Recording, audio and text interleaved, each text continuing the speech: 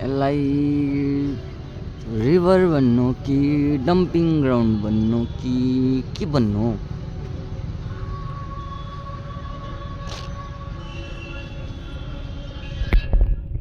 मैलाहरू डल्लो डल्लो पारिरहेको छ यहाँ। चरा चराहरू यस्तो दामी दामी बर्डहरू छ यहाँ।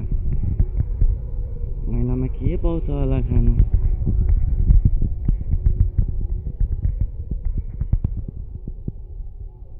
छोटी गङ्गा खोज्नु मुम्बई जानु नपर्ने रहेछ है, सिलगढीमा रहेछ है।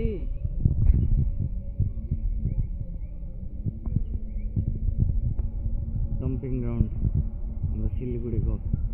सिलगढीमा त डम्पिङ यार्ड भएको जस्तो लागेको थियो त हौ।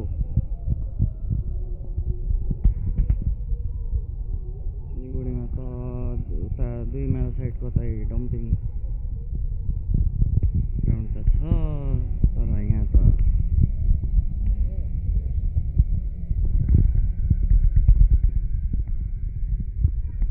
हाम्रो सिलगढी साह्रै सफा भयो, साह्रै सफा भयो हाम्रो सिलगढी। सिलगढीमा छोटी गङ्गा पनि रहेछ अन्त।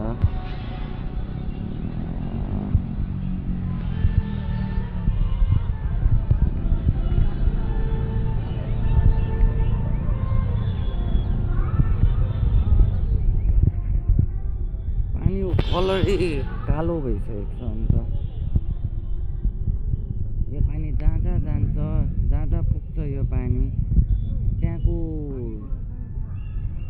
माछाहरूको के हालत हुन्छ होला है?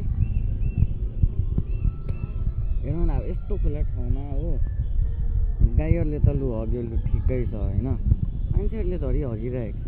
देखाउनु घिन लाग्यो, म देखाउँदिनँ ल। यहाँ फेरि हो यस्तोमा प्रोग्राम हुन आँटेको रहेछ। के को प्रोग्राम थियो?